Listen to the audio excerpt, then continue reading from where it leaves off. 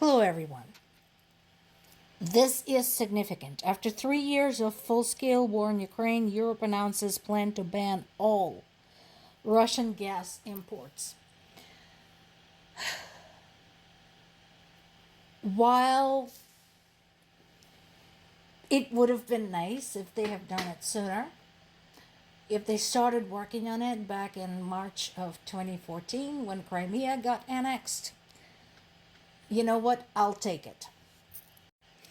The significance of the date is that it's very likely that they started working on the roadmap for this 3 years ago when the invasion began.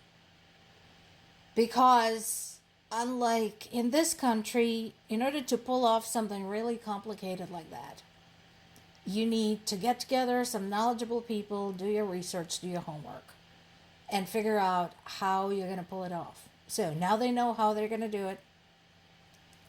And now they have a plan in place. So I know that some of the countries already got started on this, since a lot of Europe already has been actively working to break away from oil and gas. So they are already aggressively pursuing solar. They're already aggressively pursuing wind. They're already going and looking at geothermal. So they have the foundations of this in place. But if in the process we can also stick it to Russia, that works for me. Meanwhile, from the world of idiocracy, Trump says that World Cup could be incentive for Russia to end the war. Really? So, sanctions, years and years and years of sanctions didn't work. Economic and political isolation didn't work. Losing tens of thousands of people, an entire generation of specifically young men, didn't work. But no, this is the one that is going to fix all of it. Really? That's your plan, eh? Hey, Dark Brandon. Good to see you, buddy. Obviously, former President Biden hasn't been in the news a whole lot lately. Former Vice President Kamala Harris gave a scorching speech recently for the first time after the election, basically saying, I told you so. You should have listened. And Biden basically repeated the same thing he's been saying in the past, that pushing Ukraine to surrender part of its territory to Russia is just appeasement. It's just enabling the tyrant. It's not anything new. I'm glad that he's vocalizing this. I honestly wish people would listen because he's right. It's no different from what the world tried to do with Hitler when Hitler chopped off Sudetenland. And, thinking that he would stop there is just dumb. That much is true. More news from the land of idiocracy. It's now coming to light that at one point, Pete Hegseth single-handedly halted supplying arms to Ukraine. That was back in February, and it cost the U.S. somewhere in the vicinity of $2 million. Now, mere mortals like you and me would definitely not turn down $2 million. In terms of our budget, especially our military budget, $2 million is pocket change, but it's the principle of things. This, to me, this action by Pete Hegseth falls in the same category of bullshit as that time when Elon Musk discontinued Ukraine's Starlink connection and thus fouled up a huge, crucial, major battle. Same thing. Both are inexcusable, and both of them should be in jail just for that.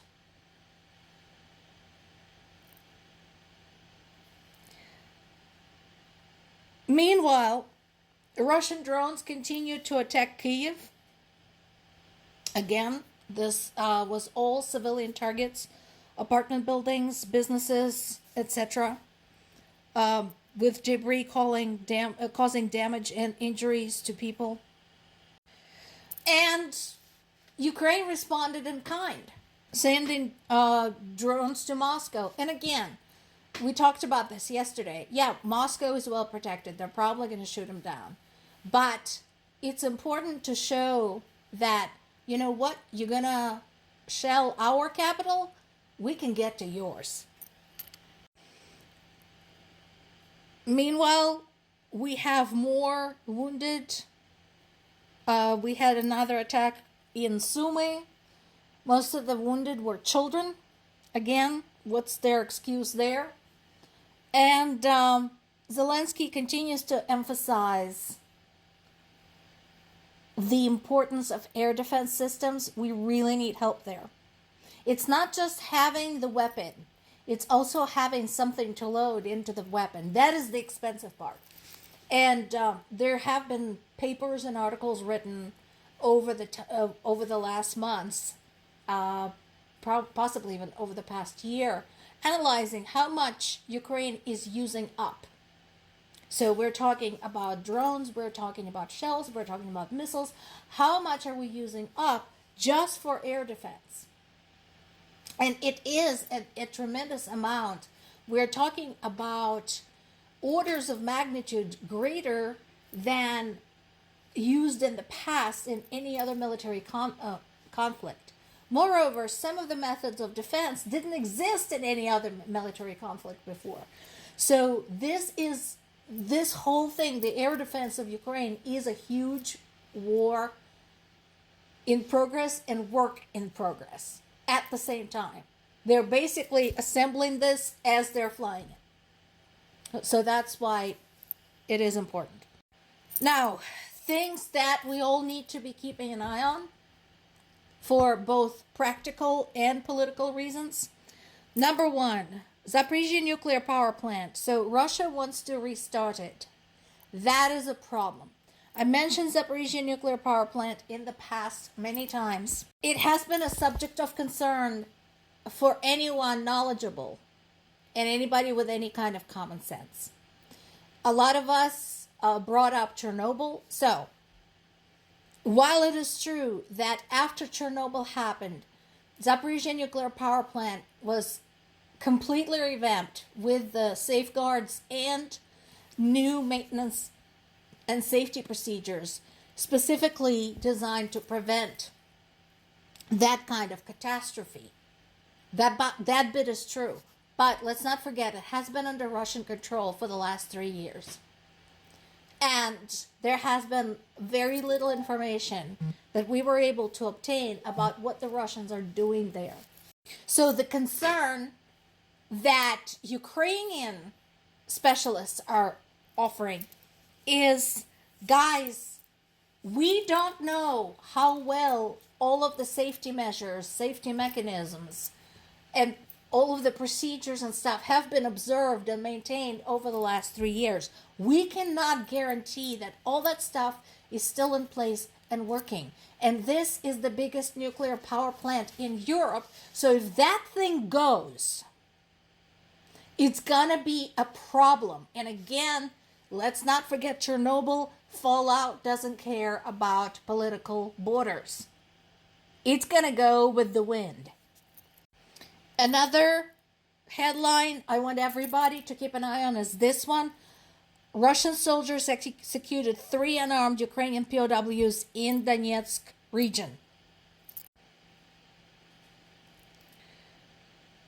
It is a breach of Geneva Convention, qualifies it as an international crime, and there are photographs of them showing them in the act. This is not the first or second or 22nd time Russians have done this. This hits close to home for me personally because our family has a family member currently as a POW in Russian custody. More to come.